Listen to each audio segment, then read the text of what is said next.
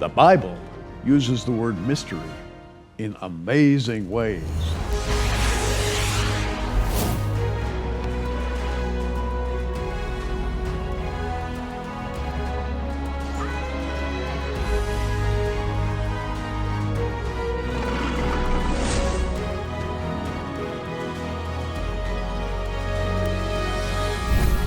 And here to talk about many of those ways is author and speaker Jonathan Cahn. Jonathan, I can't tell you how pleased I am to have you here at Prophecy Watch. Always a blessing to be with you.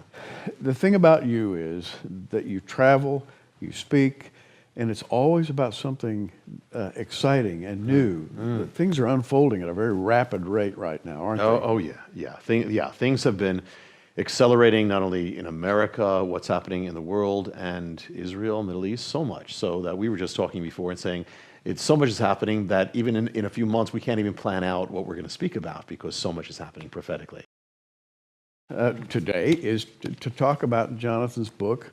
It's called The Book of Mysteries, and you'll find out all about it before we're through, but let's talk about mysteries, because the mysteries are happening everywhere right now. One recently happened in New York City. That's right. You and I talked about it before we went on. Yeah, this is, the harbingers have not stopped just because America has not stopped in its descending from God. And so that's, for those who don't know the harbinger, it's the warning signs, the prophetic signs. Well, when you look at the template of the Harbinger, the book that I wrote, of the last days of Israel, they were worshiping a god. The god was Baal or Baal. So Baal was the god that they turned to when they turned away from God. He's the god of sexual immorality. He's the god that they offered their children to. He's the god that they persecuted the prophets to. He's the god of really just when a nation has known God, rejects God, this is in one form or another, it's Baal. So now we're watching America, a nation founded by God, and before founded for the glory of God, founded after the pattern of Israel, and now we're watching America turn away, the same pattern of Israel, and we're watching America endorse sexual immorality, killing millions of its unborn children, beginning to persecute believers, and the same thing. Could the sign of Baal actually appear in America? And the answer is amazingly so. I mean, you think like, well, why would anybody have anything to do with anything with Baal? Most people don't even know about Baal except believers, But it happened. It happened very recently in New York City. I went down there to witness when they unveiled it. In New York City, they constructed a replica of the arch to Baal, the arch from Syria, Palmyra, Syria, where the major center of Baal worship.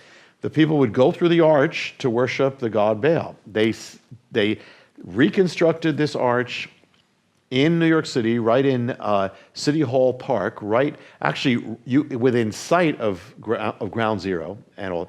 And they had this big ceremony. They had it covered with a sheet. They unveiled it. They had music, Middle Eastern music playing that you could imagine played during the worship of Baal. They had leaders. They had the deputy mayor of New York there to celebrate, and when you read the Harbinger, it said that when they erected these harbingers, they almost always use one word, and that word is defiance. They use the word defiance over and over again, because in ancient Israel, before they were destroyed, they kept doing these things in the spirit of defiance. Well, the woman says, we are doing this as an act of defiance. So here, the sign of Baal, they even had, by the way, they even had a plaque on the floor that said Temple of Baal. And so here, the sign of Baal, sign of a nation that once knew God, that is turned away, that is called evil good and good evil, in America, in New York, the place of the harbingers. And interesting, because they were actually rebuilding, the Temple of Baal was destroyed recently in Syria, ancient temple, by ISIS. Yes. Now in the Harbinger, one of the first harbingers is the sign of the terrorist, and the Assyrians, they attack Israel. It was a sign of judgment. Well, the Assyrians are the inventors of terrorism. I mean, they're the fathers of all terrorism. ISIS is literally descended from the Assyrians. It's literally the Assyrian Empire. They literally have many of them have the blood of the Assyrians. They're from Iraq and Syria. And the ancient Assyrians would practice decapitation, and then they would display it, exactly what ISIS does. And so here in the Harbinger, ancient Israel, before it was destroyed, they're rebuilding what the Assyrians destroyed. Well, now, literally, in New York City, America was rebuilding what the Assyrians destroyed. I mean, literally. I mean, exact. So very, very ominous thing. And it's a mystery that's not a mystery. That is to say, it's been unveiled in our day. Anyone with eyes to see and ears to hear can see what's happening. Yes, with eyes to see. Most do not. You know, crazy. If they knew what they were doing, they never do it. But there were believers there witnessing this too. Wow. Yeah. Your book, by the way, and I wanted to just open this up to the table of contents, and it has a list of mysteries with page numbers. Yes. And I believe it's one per page. Yes. And Yes. guess what? There are 365 of them. That is right. And as I read this, and I've read almost all of this book, I must say, because it pulls you along. And it really has 365 mysteries in it. Yes.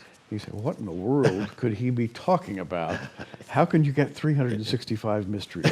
Well, if the Harbinger is the revealing of a mystery, or the Shemitah, this is literally hundreds of mysteries, which I believe are, God is, there's no end to God. There's no end to his works.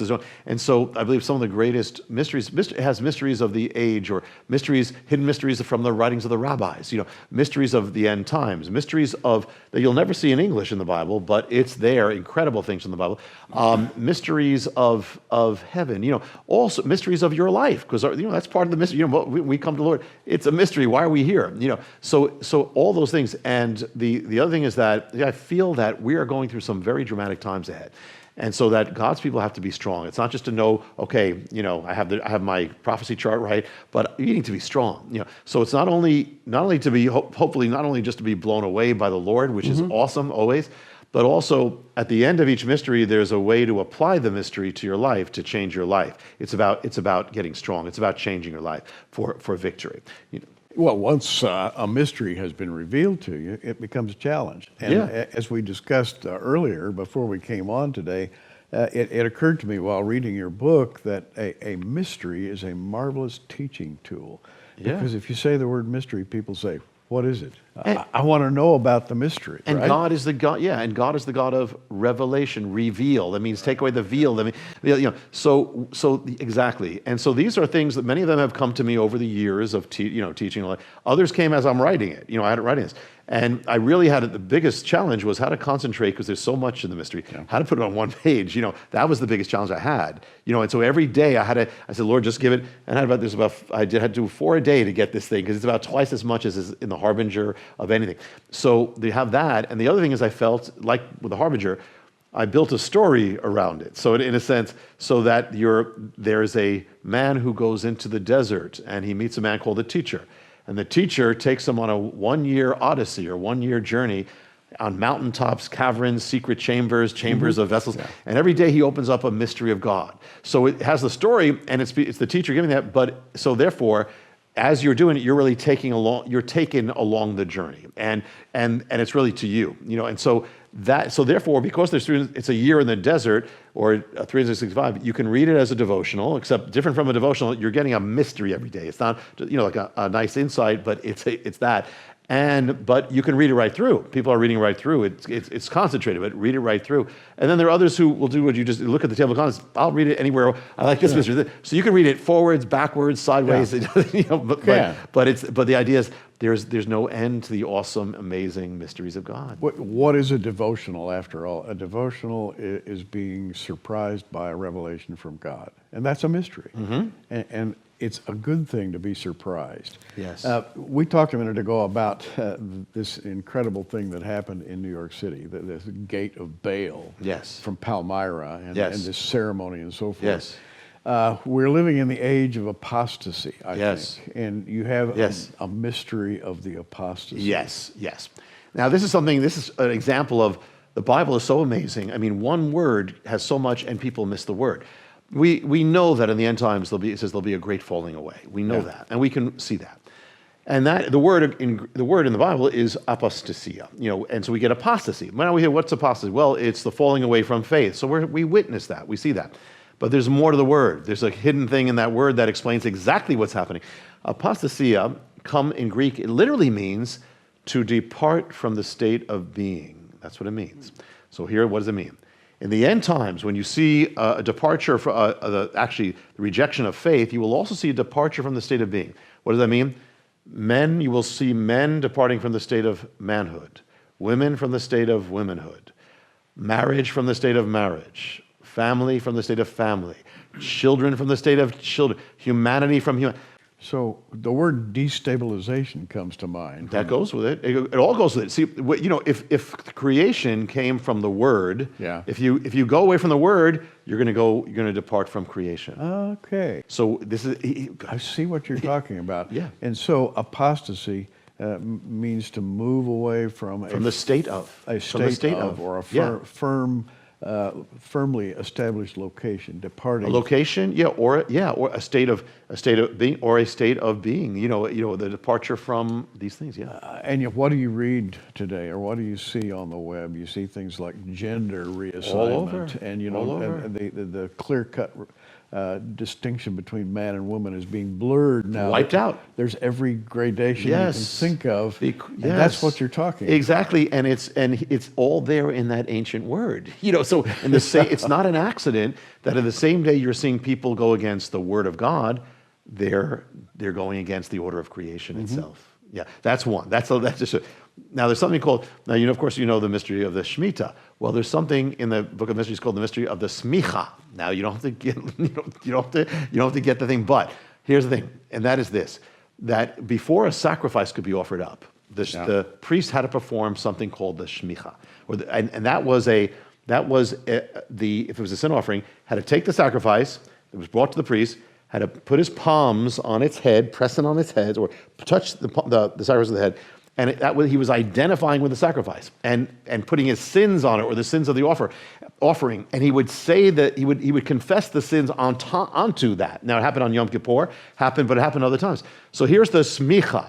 Now here's the question: if Messiah is our sin offering, which he is, could the smicha have been performed? And here's the mystery: why was Messiah betrayed to the Sanhedrin? Because in that was the priests of Israel. The priests of Israel are the ones who must deliver up the sacrifice. Even though they don't know what they're doing it in sin, God is perfect. So here, and what did they do? It says when they pronounced that on him, they pronounced him guilty, they all started buffeting him. In the Greek, it says buffeting him. According to the Smicha, the hands of the priest must touch the head of the sacrifice. And it actually in the Greek says, it says literally the palms, because it's buffeting. Palms, which is exactly what has to happen for the Smicha. It has to make contact. Then they have to confess the sin onto the sacrifice. Well, was that happening then? What happened? Caiaphas said he is guilty of what? Blasphemy. That wasn't, according to the mystery, that wasn't Messiah's sin. That was Caiaphas' sin. That was the high priest's sin. Wow. And the priests represent Israel. Israel represents the world. That's the sin of man. Man as God, blasphemy. So they were performing without the smicha of God, and only then could he be offered up. And then what did they do? Like on Yom Kippur, the high priest stood in front of the multitude with two goats, one goat on his right, one goat on his left. And they would have to decide in front of a multitude, decide which one is going to escape and which one is going to die for sin. What happened when Messiah, before he died? Two men, not two goats, two men, Messiah, Barabbas, standing in front of the multitude. One is to escape, one is to be chosen to die. That is exactly what's performed on Yom Kippur. And so they do that, and so Messiah is the one who will die. But even more, there's an ancient writing in the rabbis which describe how they did this, and they said that the two goats had to look exactly alike, so you couldn't tell them apart. So could it be that Messiah and Barabbas looked alike? Maybe, but here's the thing. Messiah is you would think, how could you have two so different things? Messiah is the son of the Father. Barabbas is a criminal, a murderer. Yeah. But Barabbas, there's another mystery here. We all hear about Barabbas. Barabbas is just Greek for a Hebrew name, Bar Abba, which means the son of the Father. So here you have the son of the Father, and you have the son of the Father. Oh, two alternatives of the same, yes. two pictures of the same thing. Yes, and that's what, when a sacrifice died, it was like they become one. The one who dies is, who dies for me, he becomes one with me. Messiah becomes one with me to die for me, that I might become one with him. So here you have Messiah dying the death of Barabbas, that we might become, we're Barabbas, that we might become Barabbas, the son of the Father. Wow, if you find this interesting, we're talking to Jonathan Cahn today, and his book of mysteries is basically 365 of the things you Yes. just heard him talking about. If you can imagine multiplying by 365, that'll give you some idea of this book. Oh, yeah, yeah. There's no end, Gary. I mean, and God is awesome. There's something called, there's some things that have to do with mysteries about prophecy and history. Yeah. There's something called the haftorah mystery. Now, let me tell you what that is. And a lot of people have never heard that. But a haftorah is every week, every Sabbath, in the synagogue, there is a chosen, appointed scripture read for that week. The haftorah is the prophet's portion. So this is from ancient times. I mean, ancient times they were doing this. So from ancient times, there's a scripture appointed for every Sabbath. Now, 1948, God fulfills prophecy. God brings back Israel. When did it happen? May 14th, it was announced. May 15th, it went into effect. May 14th, David Ben-Gurion makes that announcement to the world. What day was it? It was Friday. He announced it just before the Sabbath came because the Sabbath was coming. So he announces it, and then it comes, Israel is born. Okay, May 15th. It was a Sabbath. So could it be, I wondered, could it be that God had an appointed scripture for 2,000 years to be on that day for that? Could it be? Well, here's the answer, Gary. This is the amazing thing is, yes. You know what the scripture was? On the birth of Israel, all around the world, all around every synagogue, being read, appointed, was Amos 9, and that day I will restore the fallen tabernacle of David. I will restore their captivity. They will come back to the land. They will build the land. They will sow. They will plant the land, and no one will pluck them out. Wow. Amos 9, it was quoted in the New Yes. Testament, in the book of Acts. Yes, that's right. It's linked to the church as well. Yeah. And the church is linked to Israel. You know, here it is. And God had everything so exactly formed. That's the amazing thing of God. And the news will never tell you this, but that's what it was. That's what it was. Yeah. And we are watching right now, 70 years later. Yes. 70 years Yes. later. Yes. 70, there's something very biblical about that number. Yes, and I know we'll talk about it another time, but 70 nations gathered to go about Jerusalem, and 70 is always there. And it's also going to be, at least on the Gregorian calendar, it'll be 50 years soon from 67, from Jerusalem, you know. So We'll speak about Israel for a moment because, in my opinion, at a certain point in the 20th century, the world's attention was shifted to the nation Israel. It was a miracle. Yes. After World War II, Yes. the thing that happened was something that Yes. couldn't happen. Yes. But God showed favor to the Jews. Yes. And since then, the students of Bible prophecy have been watching Israel Oh, yeah. every day. Oh, yeah. And I know you do too. Oh, yeah. Yeah, well, it's the centerpiece of God's plan. It's the centerpiece of prophecy. It always has been, always will be. Yeah. Why are the nations focusing on this little speck size of New Jersey? You know, why? Yeah. It makes no sense. It makes only sense because of God. That's it. No other thing. Why? You go there, you go to Jerusalem, it's a bunch of rocks. But it's the most fought-over place in the history of the world. It is. There's something about that. Yeah. There are several mysteries about that, by the way, in the Book of Mysteries, too. The Book of Mysteries. Jonathan mentioned a minute ago, you could call this a daily devotional because it has 360. You can do it. It's also that. Yeah, you could. Yeah. And each of these mysteries challenges your imagination. And this is a good thing because when you think of God, you need to stretch your mind a little bit. Oh, yeah. He's way beyond everyday living. Yeah, the very first one you probably remember, Gary, is really to open your mind in it, and that is that it's the mystery of the jar of infinity. Okay, go ahead. It's not so much. You've got my attention. No, well, I didn't want to get your attention, but just to say that the question that the teacher asked the disciple at the beginning, he says, "Can that which is little contain that which is big?" And he says, "Well, of course not, but you can. There's a mystery. How can we contain the fullness of God? We're finite. He's infinite. There's a way." And that's the opening of the Book of Mysteries, to open up to all that God has. There's no end to God. Well, see, already you got my curiosity. Do you know, Gary, the very first, and this is not as it was planned, but you know this, of course. The very first word in the very first name in the Bible, Elohim, and even that, the name of God means God. Yeah. That has a mystery right in there. Why is it Elohim? Elohim doesn't technically mean God. It means God's, but it's only one God. Yeah. It's God. But when the Hebrew does that, it's telling you that the reality behind that word is so big, is so gigantic, that that word cannot contain it, cannot contain the infinite. So what it's saying is that whatever you think of God is, he's more, he's bigger. Whatever you know for theology, it doesn't matter how old you are, we don't know the half of God. So it might be the Hebrew way of saying something infinite. Yes, infinite, yeah, really, infinite and gigantic. It's saying it breaks the boundaries. And we also have mysteries of the rabbis in here. I could just, yeah. Go. Okay. That would be good. Let me I don't want you to give the whole book away. No.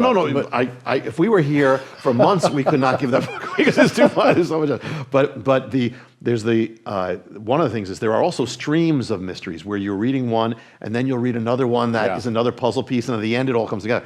Well, there are streams of the hidden writings of the rabbis. Do you know, and most people don't, that the rabbis actually gave a time by which the Messiah of Israel had to come to Israel. They gave the time. And when was it? And they based it on, the mystery is called, in the book is called the scepter of Judah. When the blessing of Judah is given in Genesis, it says the scepter shall not depart from Judah until Shiloh comes. And they took this is Messiah. So they said this, that Messiah must come before we lose our power, before we lose the power over life and death. So here's what happened. They said, we lost that power in this year. And it was when the Romans took away from Judah the power over life and death, capital, that. So they took it out. And so the rabbi said Messiah had to come by that time. Mm-hmm. Well, when was the time? They date it. They said it was just about the year 30 AD. 30 AD. Wow. Messiah, Jesus, the rabbis. I mean, if the rabbis are saying this, they don't believe in Jesus, and they're saying, and they don't even realize that, how true is Messiah that he has come? How true? The mystery, dare I say, that has not been revealed to contemporary Israel at this point. No. But we're on the verge of something like that. I think that these mysteries will be open at a certain point. Yes, yeah. Daniel says there are things that are being held until the end, and I believe that's the case. I believe there are things that are to be revealed at the end, and I believe there's a reason why, Israel and the church have been separated for 2,000 years, but each has a part of the mystery. But when they start coming together, that's when certain things can come out. I believe we're in that time. The Book of Mysteries, and by the way, we're offering this on our online bookstore, prophecywatchers.com. Just click on the bookstore, scroll down to Jonathan Cahn, and you'll find the Book of Mysteries, and we're offering that. We are going to take a moment, and I want you to explain what this is, because right here I have 4 beautifully arranged cases of DVDs, 12 DVDs about the mysteries. And in fact, let me just take volume 4 here. The End Time Revelation Mysteries. The Yud He Vav He. The I Am Mysteries. And by the way, I've watched not all of these, but many of them, and they're extremely well produced. I love what you've done. You are a very gifted teacher. You get people's attention, and you're a preacher, but the highest compliment I can pay to you is that you're a teacher. Well, I think because when people finish hearing what you have to say, they have learned something.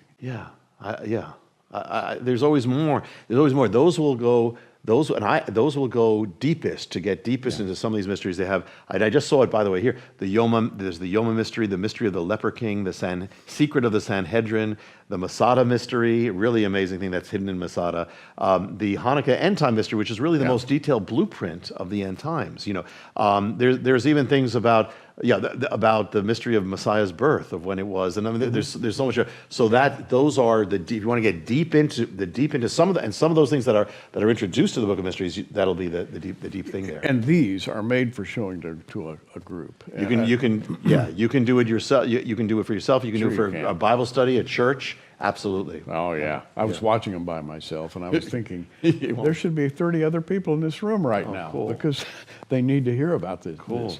So again, go to the online bookstore, prophecywatchers.com, and scroll down to Jonathan Cahn, and you'll find the Book of Mysteries, and you'll also find a package that includes all of these DVDs, further explanations and demonstrations of the mysteries, and the book as well. And by the way, not only will you get the book, but you'll get a copy of the Prophecy Watcher. So we have a package whereby you can get the DVDs, the book of mysteries, and a copy of our magazine. And by the way, I'm thinking of something. You're going to be speaking at our prophecy conference, the Blessed Hope Prophecy Forum, October 13th through 15th this year. And you mentioned to me earlier, that's a long time. A lot could happen between now and then. Yeah. I asked Jonathan, what are you going to be speaking on? He says, who knows? Well, especially now, so much is happening. Yeah. So who knows? I mean, I said, let's see what happens next week, and then let's go from there. So much is happening. Yeah. And I'll just a note, Gary, with that people, my biggest blessing in that is I was actually doing a book signing, and the person next to me says, I got to tell you, I've been witnessing to my friend for years, I gave him a gift, I gave him the Book of Mysteries, and they came to the Lord. So people are coming to the Lord through the Book of Mysteries. So it's great to give to people, and at the end there's actually a call to salvation because the disciple, the wanderer, gets saved. So it's great to give to people as a gift, whether they're saved or not saved. That's my biggest thing. I mean, to take it for yourself, it can change your life if you apply it, but bless other people. That's the biggest joy for me. So what brings people to Christ, in your opinion? And we've all witnessed. Sometimes people receive Christ, sometimes they don't. Sometimes their curiosity is slightly aroused, and you think, well, maybe next week or next month they will.